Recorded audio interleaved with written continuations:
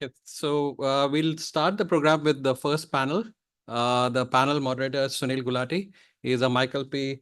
Dacolius senior lecturer in the economics department of Columbia. He is an alumnus of Columbia. He's also the former president of U.S. Soccer Federation and has been one of the driving forces behind Major League Soccer. So he's going to deny it. But if you see David Beckham play in the US today, it's probably because of him. So with that, I'll invite Sunil to come and introduce the panel.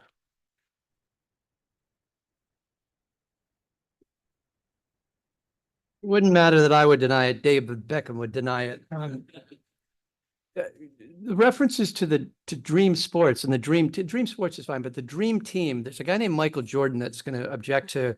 There's some of us that follow basketball pretty closely. We had another Dream Team. It's really a pleasure to be here today. It brings so many things that I'm interested in together. Obviously, some economics elements, sports elements. Spent a lot of time with some of our colleagues and friends from the Dream Team. I'm going to go with the Dream Team, and some former students in the room. So it's really a pleasure to be here. And we've got a great panel to start the day. I'm going to make the introductions very short since part of the introductions are already up there. I've only met one of them coming in, and it's a professor at Columbia who I taught a class with. But let's get started with the introductions. So first, we have Jill Gray, is professor in the Department of Biological Sciences and Biomedical Engineering at USC, University of Southern California. She's worked with virtually everybody in the field, with the IOC, the Olympic Committee, the U.S. Olympic Committee, U.S. Diving, U.S. Track and Field, U.S. Gymnastics, USA Volleyball, and the NCAA. Jill, would you please join us?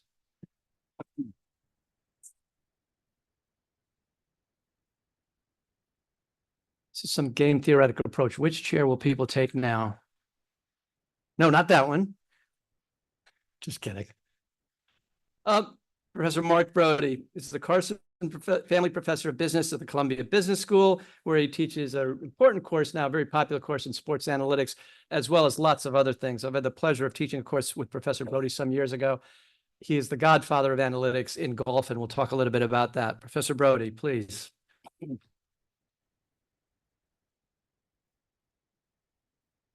Next, we have Scott Powers, an assistant professor in sports analytics at Rice University. He's worked for the Dodgers, the Houston Astros, and done consulting with the Oakland Athletics, AZ Alkmaar, and Zelius Analytics. Come on up. Come on down. There you are. So it's interesting, in the bio that I was sent, after Oakland Athletics, it had in parentheses baseball, as if I wouldn't know that the Athletics were in baseball, but okay, fair enough. Natalie Kupperman is the assistant professor of data science at UVA. She's an applied sports science researcher and a certified athletic trainer. She studies the use of biometrics, wearables, and other athlete monitoring methods to reduce high-risk injuries and optimize performance. Natalie, please join us.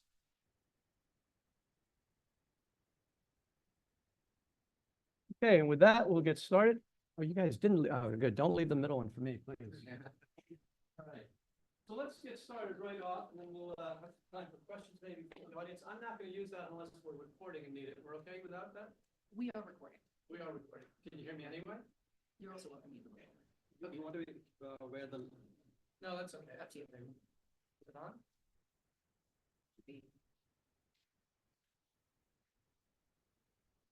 You're okay without it. I'm okay with that. Good.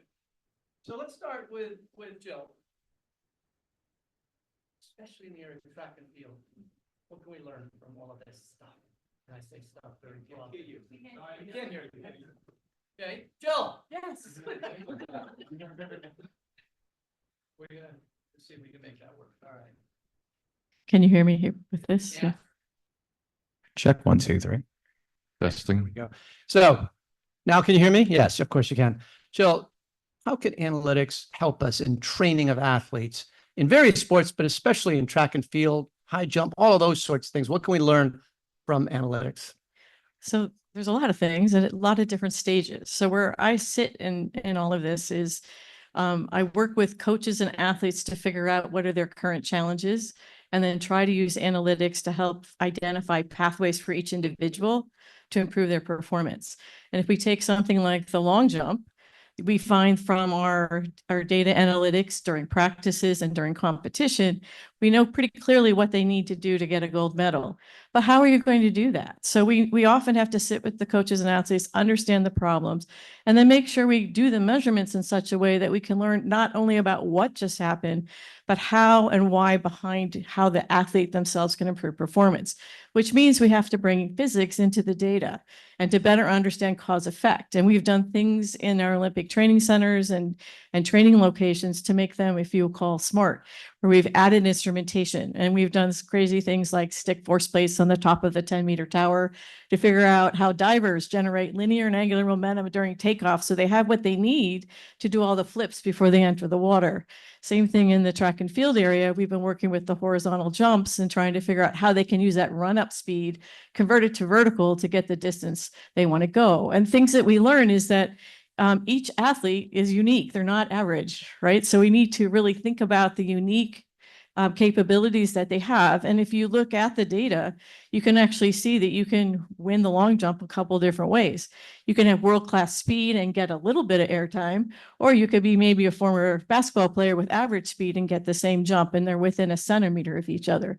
So the challenge here is how to use the data, how to match it with the capability of the athletes, and then come up with the individual training plan to figure this out. Now, one of the things you may not know is that when you do a takeoff of a long jump, you're taking off of one leg, and the magnitude of the forces is over 10 times body weight. So this isn't something you just wake up one morning and say, oh, let's give this a go. You have to also be thinking about the biomechanics of the tissue to prepare to play and be able to handle those kind of loads. So that's the part where we're improving performance and also trying to mitigate risk of injury. So we have to balance all.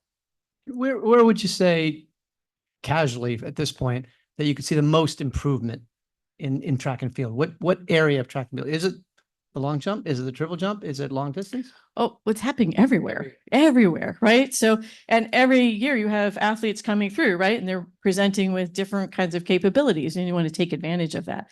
What's really exciting, I think, is in the area of Paralympics. So when we work with coaches and athletes, often in their training group, they have individuals who may be visually impaired, or they may wear a prosthetic, or they may be, male or female jumpers, right? So each coach has to now understand the task that has to happen, but then fit in their training progression so it matches each of the capabilities of the athletes. And so what happens is we don't have a lot of research in this area, especially with instrumented runways and towers and things like that. So there's a lot left to learn and then be able to use that. And my area, while I'm applying it in track and field, I'm actually doing a lot of control and dynamics using simulation and dynamic modeling, as well as the experimental things. And so I know some of the other panelists will talk about the challenges of instrumentation and things like how can I instrument wheelchair basketball players all at once and figure out what's actually happening in the context of play. But I think it's really exciting in the para athletes as well as the Olympic athletes. There's so much to learn in this space. Terrific. Let me switch over to you, Mark. You've created this methodology of strokes gained in golf. How do you apply some of that methodology, not directly, obviously, to other sports, to other disciplines? What's the path for that? Or do you see that taking a long time before we can do it? Well, I think strokes gained in golf has analogous metrics in almost every other sport. So there's three things that I think are important in a good sport metric. One is, what units are you using? If you measure something in terms of wins or points or goals or strokes, it's a lot more intuitive and understandable and meaningful than just measuring in terms of a 0 to 100 scale. Somebody's quarterback rating is 75. Is that good? Is that bad? Who knows? But if some act adds 0.2 wins in the season in football, that's huge. So units are important. The second thing is expectation. You want to measure performance relative to some expected outcome. So in golf, if you've got a 10-foot putt, the chance of making it is 40%. So some of the AI and the modeling goes into developing what is a good model for expectation. And then the last piece after expectation is, what's the change in expectation? So what's the value of the performance? So a golfer who sinks a 10-foot putt where the expectation is 40%, but they sunk it, they gained 0.6 strokes. So you take those three pieces together, and now you can understand performance. You can break down performance. You can understand how to train, which kind of skills are more valuable to train. Is it putting? Is it hitting it further? Is it hitting your approach shots closer? Is it chip shots? Whatever. But it also applies to strategy. So you want to come up with metrics that both are intuitive, easy to understand, but also give insights. And you ask, well, how does that translate to other sports? Well, the example in golf where there's a 40% chance of sinking a 10-foot putt, that's expected goals in hockey and soccer. The expected goal for a shot with an open net when you're 5 yards away might be 98%.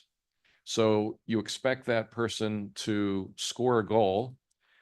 The question is what led up to that situation that led to that 98% expected goal. Whereas if somebody takes a shot from deep on the field and they have a 2% chance, but it actually goes in, the gain is enormous. And there's a lot of value in that, and understanding performance and understanding strategy. Is this pass from this part of the field to that part of the field worth taking that chance or not? So we have expected goals in soccer, and hockey is the same as strokes gained in golf. In baseball, there's something called expected runs added or run value added. That's the same thing in baseball. In football, there's expected points added.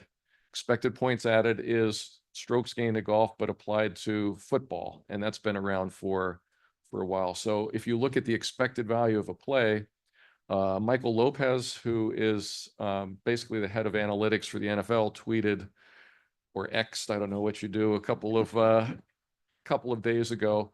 The question that had come up in conversation was, why are so many football teams kicking off through the end zone? And maybe we should limit that. And his response was, kicking it through the end zone gives it the other team on the 30-yard line, and it's a negative expected value play. It's better to kick it not so deep in the end zone, or even not to the end zone, because when they run it back, they're not in as good position.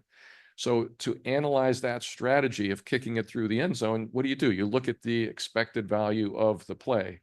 And so strokes gained in golf, I found after teaching the sports analytics course, has analogs in just about every other sport.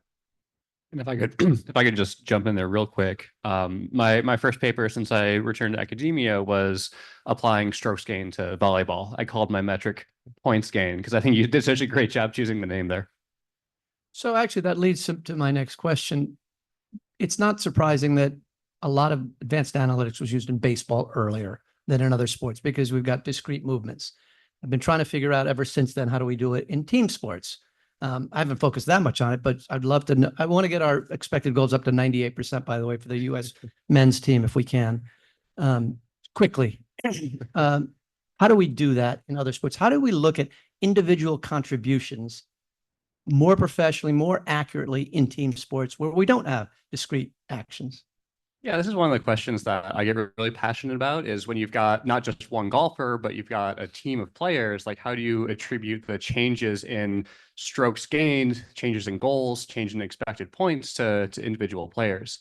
Like one example of that going back, I don't know, 15 years at this point would be catcher framing in baseball, where teams picked up on the fact that, once we started tracking the ball out of the pitcher's hand, we could estimate the probability of it being called a strike.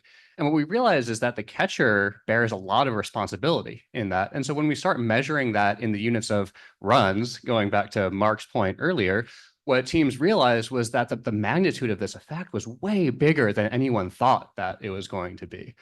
So that's like an older one. But again, it was computer vision, a company called SMT that introduced PitchFX back in 2006 or so, that allowed for that breakthrough, allowed for that knowledge.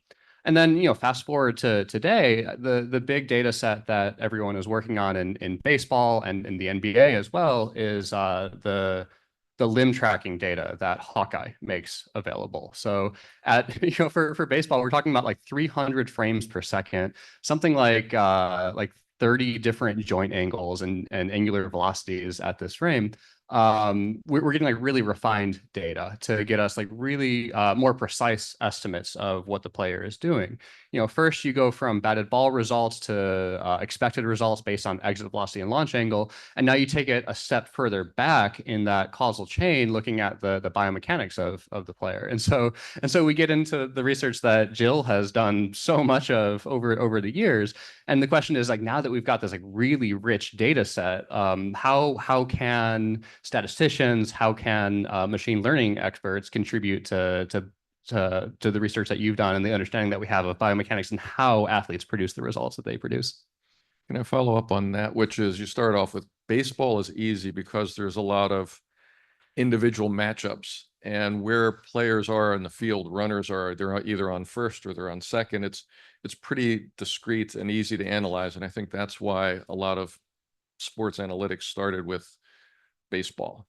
Plus there is a lot of data going back decades. Fast forward to today, when you take a look at team sports where you have many players in motion, the data is different. The data is now tracking data, as Scott was saying, on where players are on the court or on the pitch, where is the ball. And so you're tracking 10, 11, 12 players in each team times 2. And so you have this continuous motion. It's not a play. You know, pitcher throws a pitch, then you start over again, whereas everybody is moving around.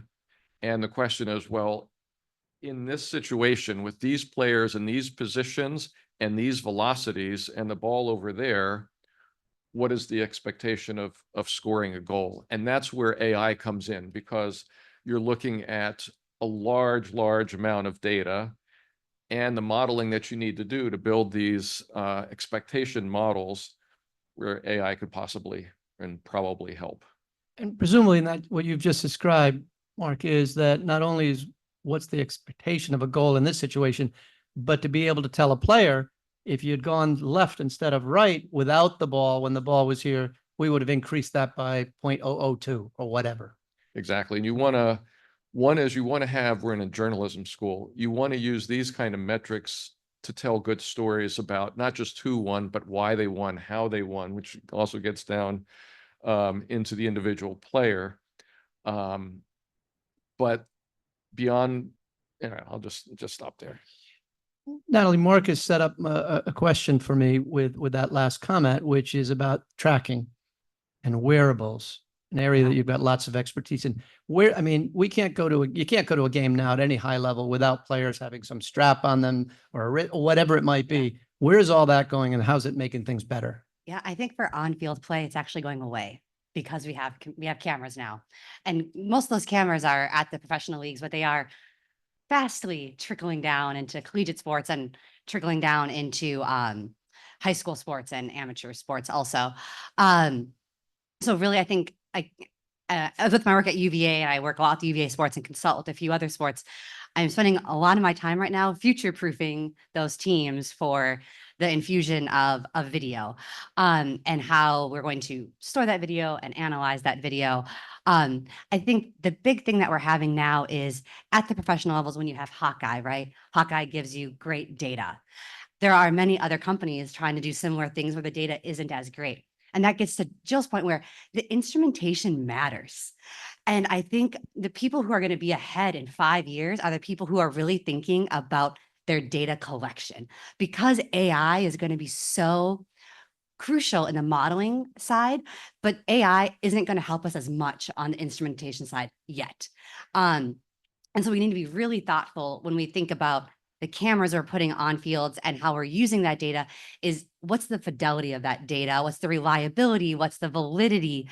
Because it's very, very noisy and it takes a very special skill set to do that, especially when we're trying to triangulate it with human health, where these are people who this is their livelihood. And this is, you know, and in college, you know, it's like how they're going to get to the next level and really have that big payday. It's the professional athlete who wants to stay there in professional sports.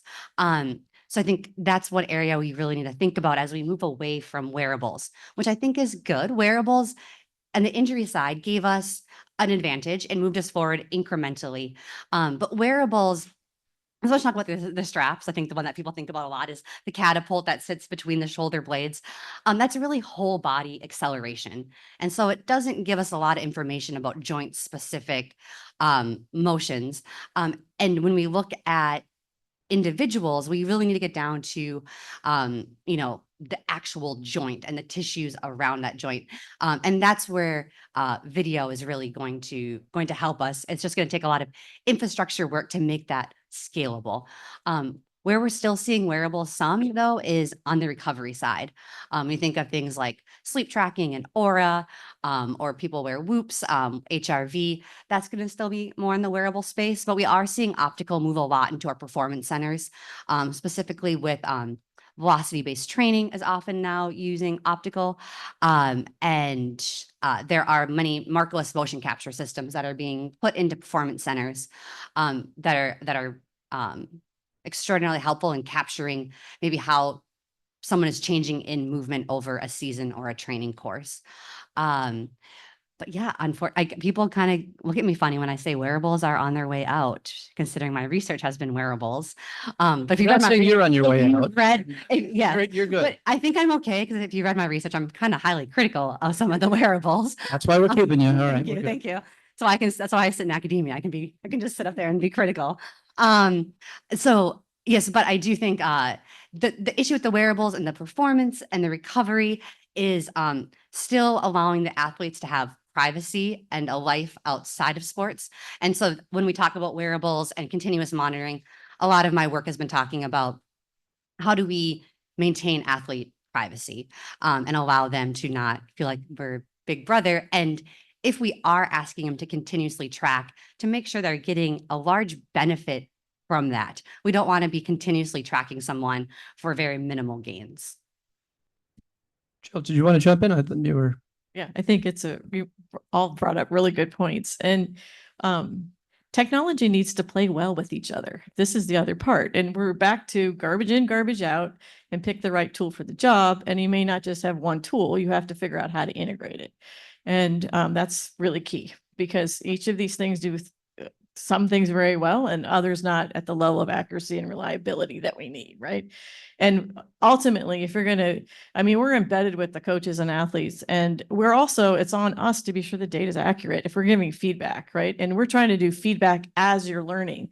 So it can't be close. It has to be on target and accurate enough. So you can make decisions on it, on what you're going to do next on the next attempt. So there's a lot of fidelity in this whole processes. But things that we've been finding, and when we're trying to integrate video and integrate sensors together and force plates, is if we can get it synchronized in an easy way, that helps us start one, right? Because then everything's lined up. Then you pick and choose depending on what your question is. And like you said, there's many stakeholders here. Sometimes it's making it clear to the athlete on a team sport, what's your role and responsibility? I need you to be able to go right and left, not just right. Because if you can only go to the right, the team's going to go left on you all day long. So strategy-wise, not a good plan, right? So, but the athlete now is a lot clearer. It's a little uncomfortable to go left, but I need to work on that. Help me understand my mechanics. What can I do to get better? So these are identifying your weaknesses, right? Or the gains are to be made, right? And so, but you can see what I'm saying here. It's like, it's team science everywhere, right? And I think that if you can bring the data together and also communicate in a way people can understand it, the roles and responsibilities of each of the members of the team, as well as the players on the field, become a lot clearer. And then you can figure out where to spend your time, right? So we need a great way to synchronize data. So if anyone's got one, please share. Let me ask all of you, because a couple of things that we've just talked about here.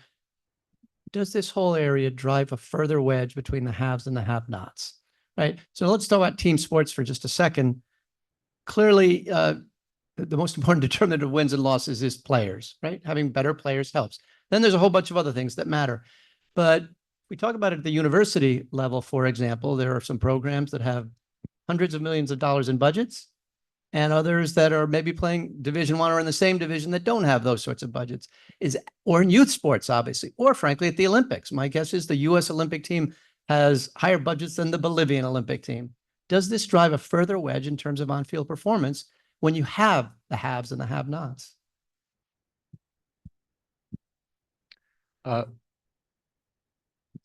physics is the same. So there's no economic, like if you understand what you're trying to do, the physics is the same. So if you understand what it is you need to do with your body to get the momentum that you need to be successful, that's free for everybody, right? So I think the key, at least how we've approached it, is whatever we're learning, because you've had the luxury of getting is to bring it into the coaching education realm. So it becomes more accessible to all. And that, I think, is a way of bringing it to everybody. Because if you have better movement mechanics of kids, you want to have better coaches with their younger players. If they have good fundamentals, they're more likely to move better, avoid awkward positions, and you can reduce injury. But part of it is getting the full circle, not just at the top, but going the full loop and bringing that in. So we've done a lot with getting kids excited about STEM through sport and working with middle school and high school kids to bring it in. And it's amazing what they can do with video cameras, right? So, which is on a cell phone, right? So being able to manage it, bring tools, make it some of the back end of it to be easier managed. I think that kind of thing can be happening everywhere, but we have to make the infrastructure so it's easy to move into that space. Mark? Scott, please go ahead. Oh, yeah. I mean, I think to the extent that this research is done publicly and is available to all, you could view it as leveling the playing field.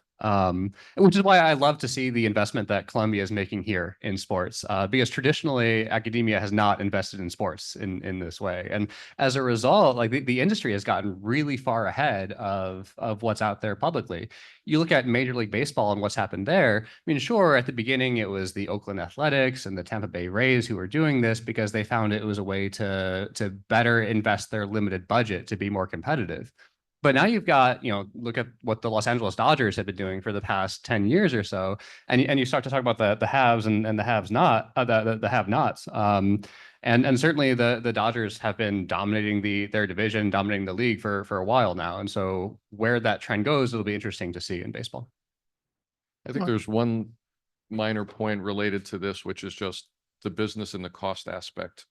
So there's a nice book called The MVP Machine, and it pretty much says golf was 10 years ahead of baseball in a lot of ways with tracking devices. But one thing that came to the forefront in golf was TrackMan, which is a radar that measures launch characteristics of a golf shot. So you can optimize your distance, you can optimize your spin rates.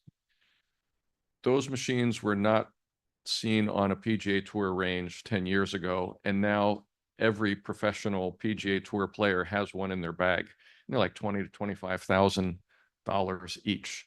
They've made their way into some golf courses. Some instructors have them, but they certainly haven't made them quite down into the college level. I think the Columbia golf team has one, and if the men's team is traveling, they don't take it because the women's team needs it when they're at home. If the cost of that came down by a factor of 10, then you don't have this have versus have not. So I think there's some business opportunity there for taking a lot of this technology and making it cheaper and more widely accessible. Yeah, if the folks at USC and UVA would give us one of theirs, that would be helpful, actually. Okay, go ahead.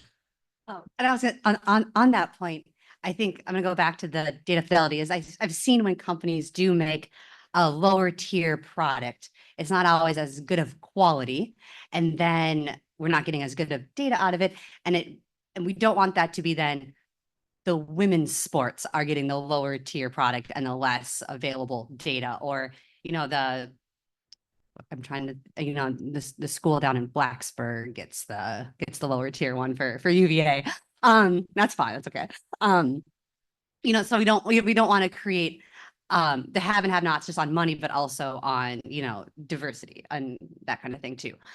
So if companies are going to expand their product offerings, it really needs to be at a high quality across the board. So in general, the physics stuff, I agree with. It sounds like there's still going to be some places where having a little bit more money helps pretty clearly. Okay. So And I think also, I will say in college sports, I think we'll see this even more as some of these things play out, like revenue sharing, where schools really have to start dividing up their budget.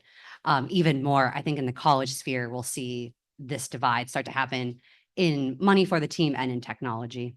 We're seeing at the conference level already where some conferences have invested highly in like computer vision and others have done roughly nothing. Sure, and even at lower levels of professional sports, lower leagues could take that action rather than waiting for individual teams. Jill. I think it's also like with the TrackMan, as a good example is this USA shot putters have gotten, so anything's a projectile motion could benefit from that. So I think thinking across sports, we all end up in these silos, right? And I think there's a lot of technology that can work across sports, and that may also increase market, be able to bring the costs down. And so just thinking a little bit more integratively, I think might be really great.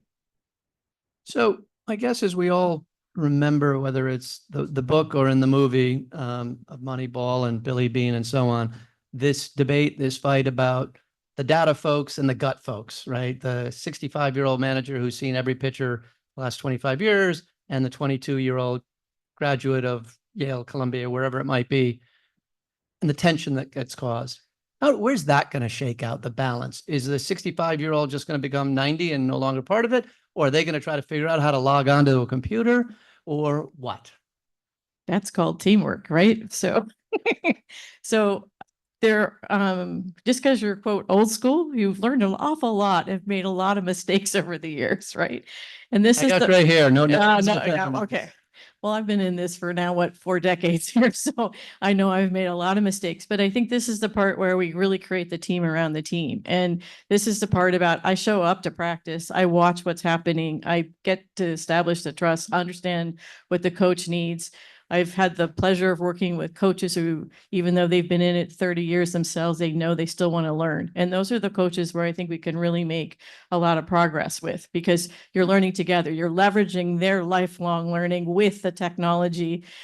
Don't expect them to figure out how to use the remote control, have somebody else assist, right? So this is the teamwork, trying to really put the team around the team to help supplement. And even in an area like mine, I'm looking at biomechanics, but to manage the data that's coming in, it's coming in so fast at such high volumes. I can't handle that. I need to be working with a group that can help me with the database, that can help me manage it, how to really improve the quality of it, streamline the processing, make sure it's at the level of accuracy. This is where I think a lot of the modeling and data cleaning up skills are going to be really helpful. Can I use, computer vision instead of instrumentation? When do I use what? It's just team science to the nth degree. And we haven't even gotten into making sure the athlete sleeps and is well rested, and the nutrition and the sports psychology of what they do when competing in Tokyo with no fans and then competing in Paris with 70,000 fans, right? So there's that moment where you really have to be at your best when it's needed, and you have to remember you're dealing with humans in the middle of this. So Mark, and then we'll go over to Scott. Mark? So I was going to steal a Scott example with pitch framing, which there's a famous baseball player, Tim McCarver, who was a great catcher for the St. Louis Cardinals and then became a New York Mets announcer and was fantastic. And he talked about pitch framing before the analytics folks ever knew what it was. The analytics folks at the time said, this is a guy relying on his intuition. Just because he played baseball doesn't mean he really knows what he's talking about.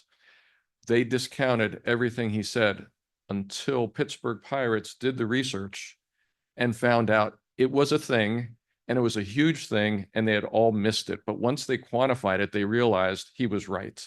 So there is some value to all of this experience. The other thing I'd say is, as younger players come into the sport and have grown up being comfortable with data analytics and technology, it makes the selling and the communication job a lot easier. But I think how this is communicated really matters. And in golf, there's no analytics person going to go to Dustin Johnson and say, this is how I think you should swing. But the coach will be interested in that. And so the analytics person will talk to the coach, and the coach talks to the player. The player is only talking to the coach, and that's the way he wants it, where there's other players that want to understand, well, why are you having me do this? Why are you having me do that? So I think how the players receive information is important for getting some acceptance. And Shane Battier told me this story about, he was known for looking at reports on how to defend against players on the other team, and he'd be poring over these reports, and one of his teammates said, what is that stuff that you're looking at there? And had some curiosity. He said, because that player also had a report, never looked at it. And he said, well, you're going to be guarding this other player, maybe it was guarding Kobe Bryant, something like that. And it turns out that he's much worse shooting over his right shoulder, right-handed, than over his left shoulder. So from this point, when he's, halfway between the basket and the top of the key, you want to guard him over there to force him to shoot with his weaker hand. And it happened twice during the game, and he missed twice. And the player was convinced of the value of the reports.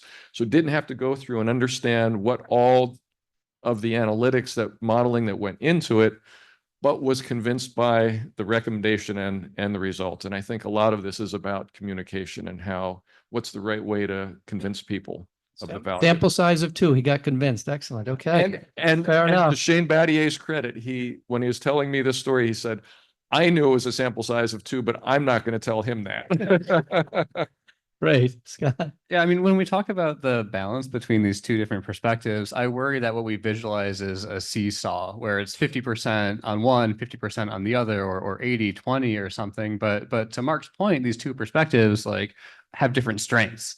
And so, one of my favorite things about working with sports data is that every single data point is like there's like a video associated with it, right? Like there's a sports thing that happened that we can watch.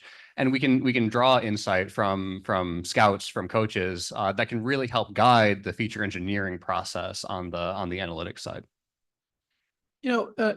When I think of health, sports, athletics, injury, all of those sorts of things, whether it's at one end of the concussion discussion at the NFL of the last 10 years, or the ACL issue especially with female soccer players, what are the areas where we can make massive improvements on health safety, especially for young people that don't have access in the same way that a training and a full staff of trainers do with an NFL team?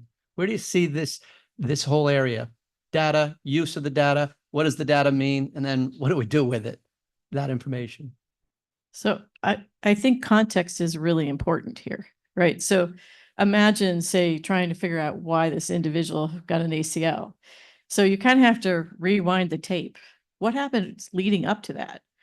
Did they have finals or midterms the night before and they're up all night before we're dealing with the Pac-12 and the Big Ten, and I'm trying to figure out how air travel is going to affect the health and well-being of student athletes at the moment, right? So, but all of these play into it. So I think my general take home is rewind the tape. And if we had good contextual information leading up to that, was there anything beforehand that suggested this person takes risks and sticks their leg way out there so they can't control it very well? Or is it because they're fatigued? Or is it because they're having a hip issue and the knee took the brunt? So you have to have this other contextual information that if you can integrate more and more information that we do know in a meaningful way, you might be able to then use the analytics to go back in time and say, what precipitated this event? Right now, all we know is the outcome.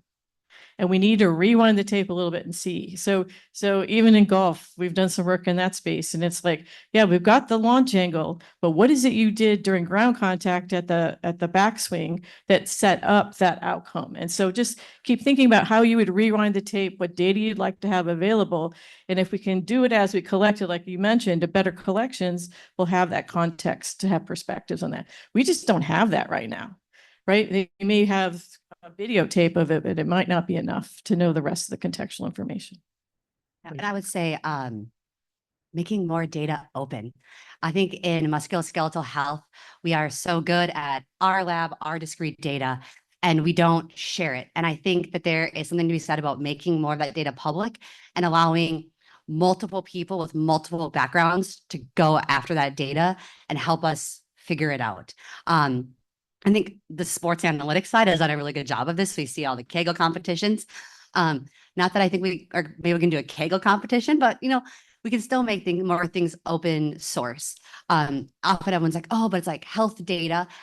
But most of you in here, engineers, I'm a data scientist. We all know that there's things like federated learning. There are new techniques that allow us to share data in a very safe manner that can really start to improve outcomes. And this is where it's not only in professional and college, then this applies to everyone across the lifespan. And And this is where I think we can really start to move it, specifically when we look at rehabilitation data. It's one thing to get the injury, but we know if you get an injury, you're more likely to get your next injury, whether it's the same injury or a different injury. And so we really need to also understand and better report out rehabilitation and long-term outcomes of musculoskeletal injury. And so, yeah, I would say open science is always a win. I have a question related to this, and obviously we want to use data to prevent injuries as much as possible, but I heard the story about baseball pitchers, and it's more a question. Was Tommy John surgery often used was career ending, and the stress the pitchers put trying to throw 95, 100-mile-an-hour fastballs is incredible. What astounded me was the prevalence of Tommy John surgery was not just in the pros, not just in college, but it's down to the high school level. And part of it is these pitchers believe, some, and I don't know how many, that they're going to get this injury and they're going to have Tommy John surgery, and they want to get it earlier rather than later because they come back stronger after the surgery than before. And to me, I was like astounded. That is a very weird incentive to like, all right, I want to get it done and over with because I'll be a better pitcher afterwards. Does this make any sense at all to you? Congrats to the surgeons. Like, wow. I hadn't heard that, but Scott, it looks like Scott had something to say. I was just gonna say the same thing. Like, wow, good on the surgeons. I guess we have got some work to do on our end, so that's not the. Yeah. And I will say surgical outcomes are much easier to track. Surgeons take very meticulous notes on their surgical procedures, and it's much easier to go mine that data. And so back to my previous point, I'd be really interested in the rehabilitation process for Tommy John has changed a lot too. But the javelin throwers, have you seen? I know javelin has a high incidence rate also. Yeah, so this is the part about, well, how are you going to get the javelin velocity? You know, and part of it could be a better run up, a better plant, a better whole body contribution, and then the arm, right? So this is where we in biomechanics kind of go, great, you need this velocity, but where's it coming from? And is there other places where we could distribute that load so the one area isn't actually having that? So I think there's a lot to learn about the demands of each of the different sports, and then really working with strength and conditioning to ensure it's specific. Because oftentimes, even in our collegiate sports, the head strength and conditioning coach knows how to train for football, but may not know how for javelin throwing, right? So let's not expect them to know this without actually providing them a clear understanding what the demands are, so you can prepare to play. And this also gets down into the youth sports areas. I mean, a lot of who coaches Little League baseball, parents, right? Do parents have a sports science background?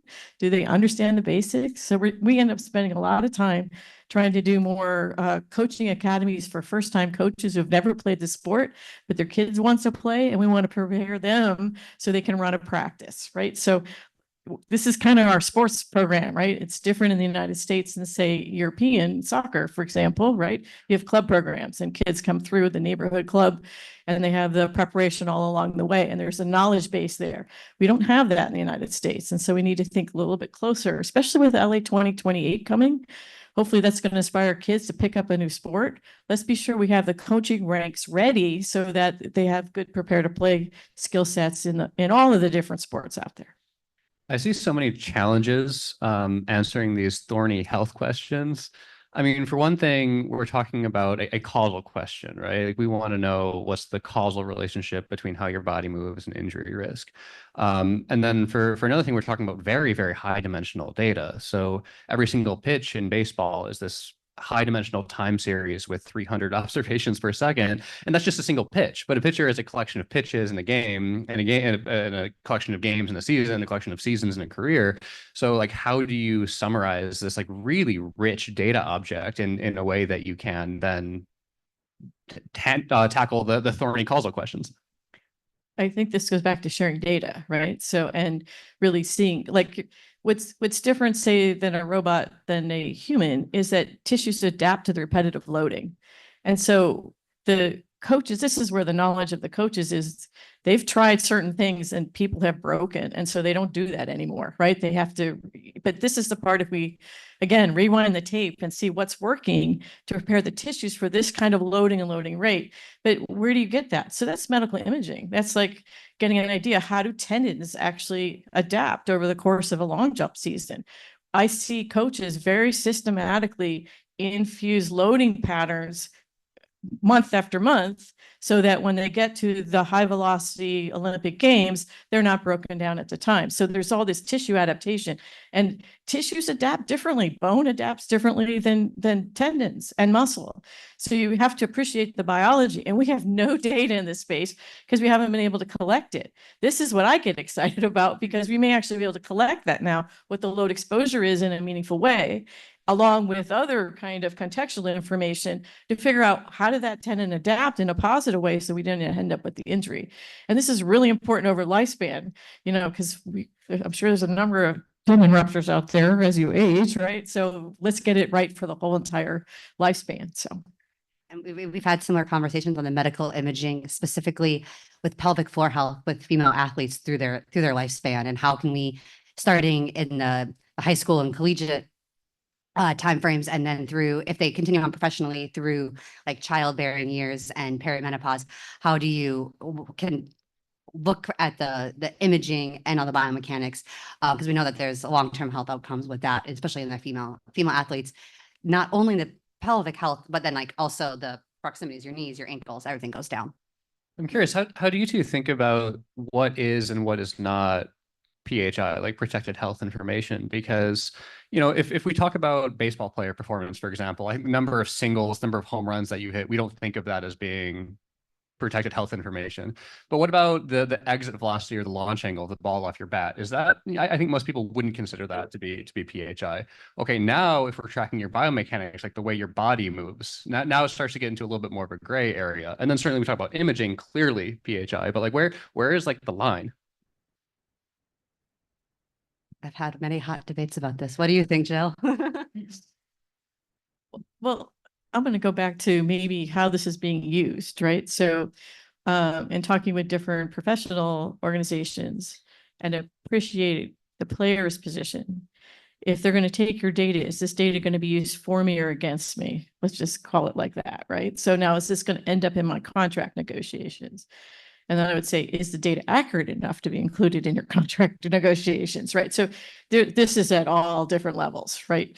But I do think if you're working with medical doctors in a pediatric hospital, they are very interested in, they want to see their athletes come in and talk to them about all their different accomplishments, not because of the overuse injuries they show up with. And I hear this from a lot of pediatricians, and there's some interesting things that need to happen on, you know, how much is too much, right? And so you can go to de-identify data and then work, you know, across institutions to maybe get some of that. But this again is team science, cross-institutional, has to have the metadata to go with it, working with coaches that are actually sharing their practice plans with others. It's a community that needs to come together to make that happen. But I think with de-identify data, you can still look at trends and adaptations. So we've got hopefully not many 11-year-olds looking for Tommy John surgery. We've got information sharing potentially with your employer that raises a whole bunch of ethical issues.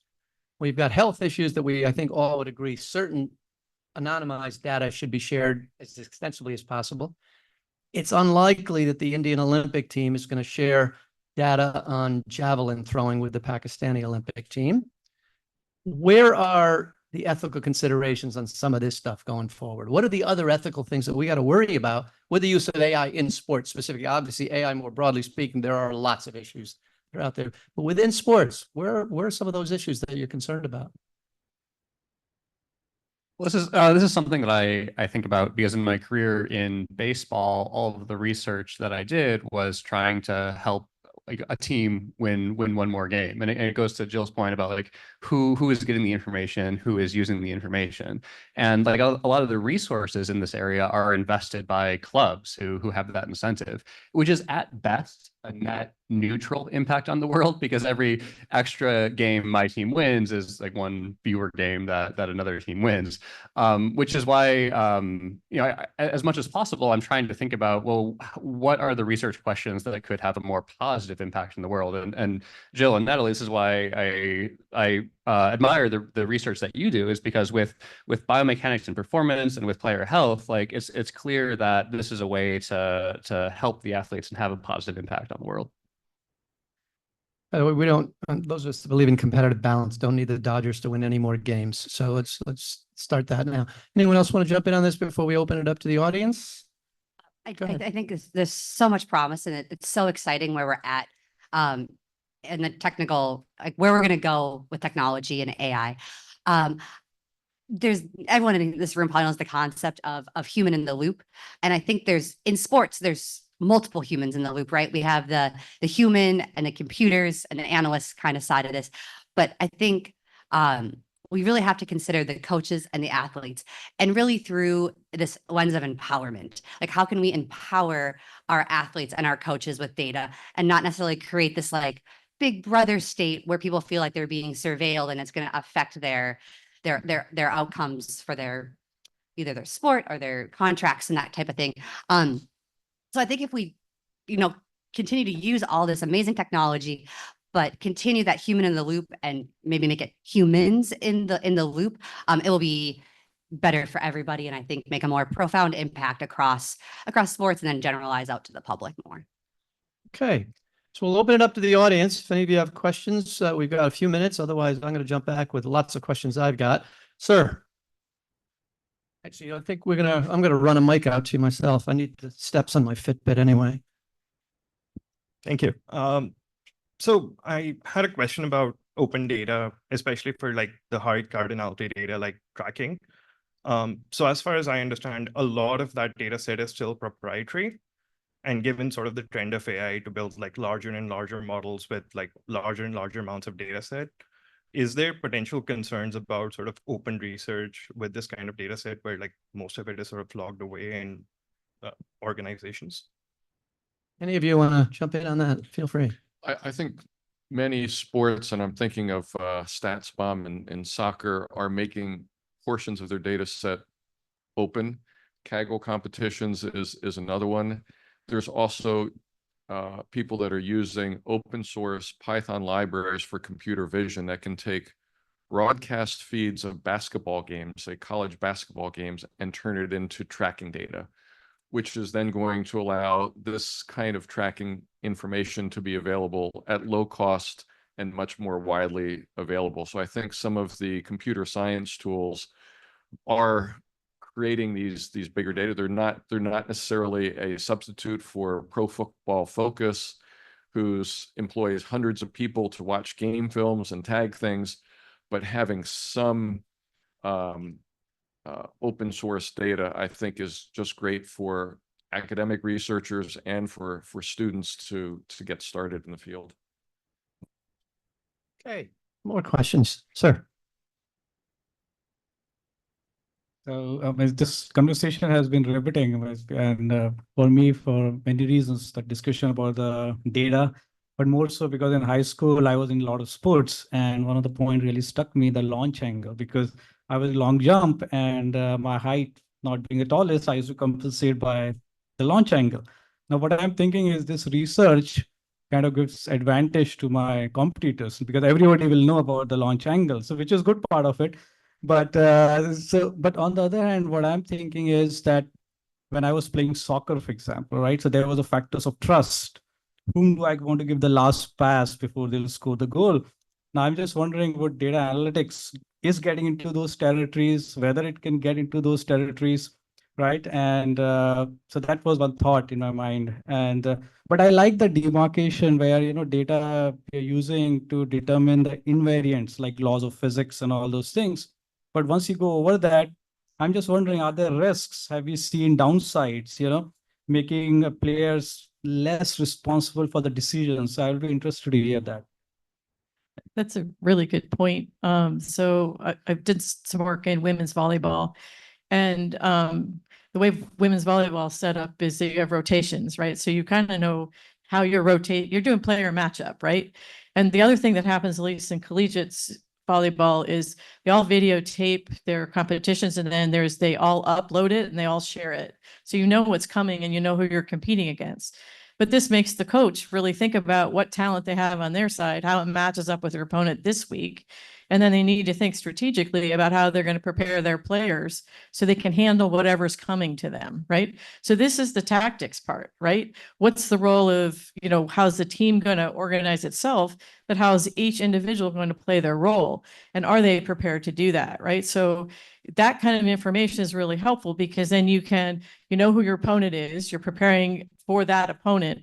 And then you're helping the athlete during the week actually refine their techniques so they're able to prepare to play the game they're going to play, right? Not just some arbitrary thing. So it's very specific, and coach has been able even just to use video data to then figure out where to spend their time, where the gains are, and then operate, strategically.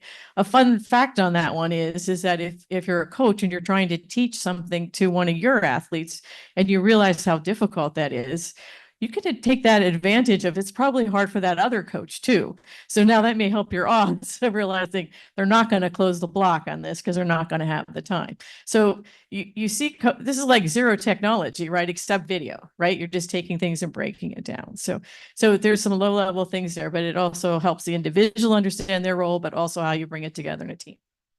Yeah, I don't know that I've ever had the problem of an athlete or a coach trusting the data too much and not making their own decisions. So I think we're still a little bit of ways from reaching that point. Okay. Yeah, we'll go all the way in back.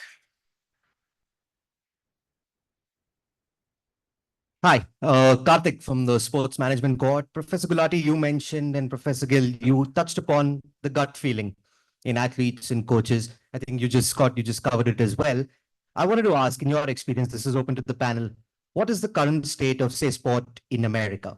How will a coach react when you go up to him or her and tell them these are the analytics? How will a player react? Is it getting better?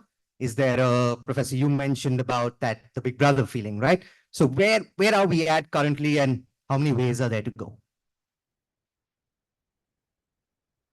It is so variable. And especially I spend most of my time in collegiate athletics. So I have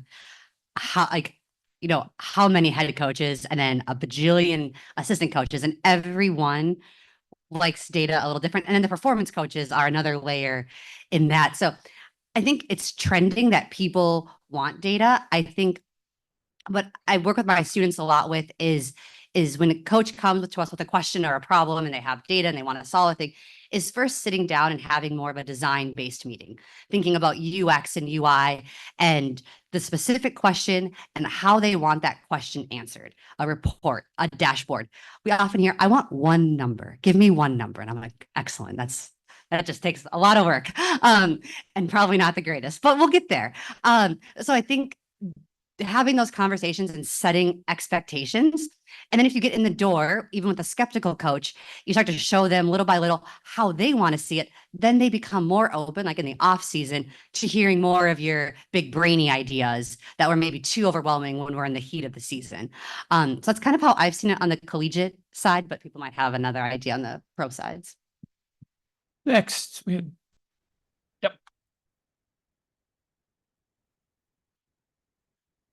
should be shocked that Hi, so Natalie, you touched on this a little bit, but I'd love to hear a bit more about how wearable data and research is different for men and women, and especially like what kind of metrics are female athletes using versus male athletes?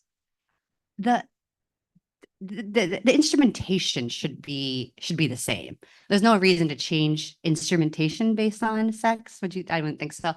I can't think of an example.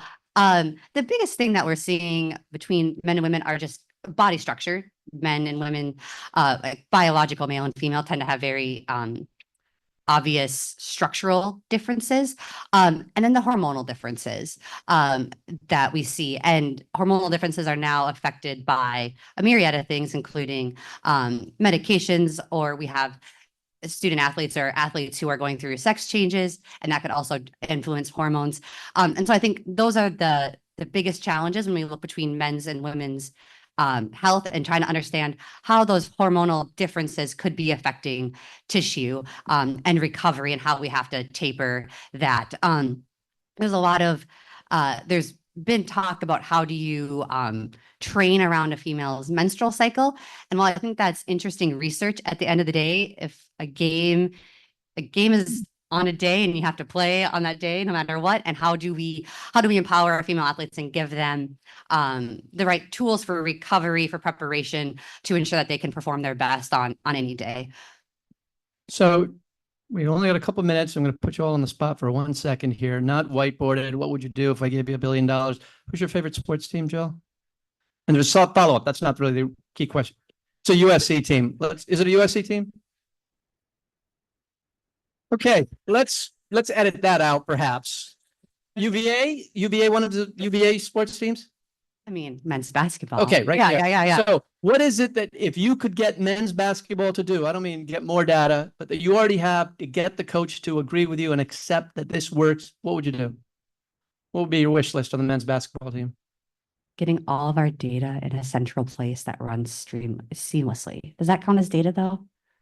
I don't know. It's good enough. It's Good- good enough. good I enough. mean, it's Thank- better thank than you. passing like she did. So, I mean, come on. Mark? Well, Columbia golf team, I think being in the Northeast, it's not as easy as in Florida. We need the practice climate all change year people round. to help you. I get We that. need Okay. Climate change. Need a bigger indoor practice facility, and that's tough in Manhattan. So I think it's a question of dollars. Then you could collect a lot of data with that kind of practice facility. Okay, that is a direct shot at the athletic director of Columbia who's in the front row. Well, we can leave that issue aside.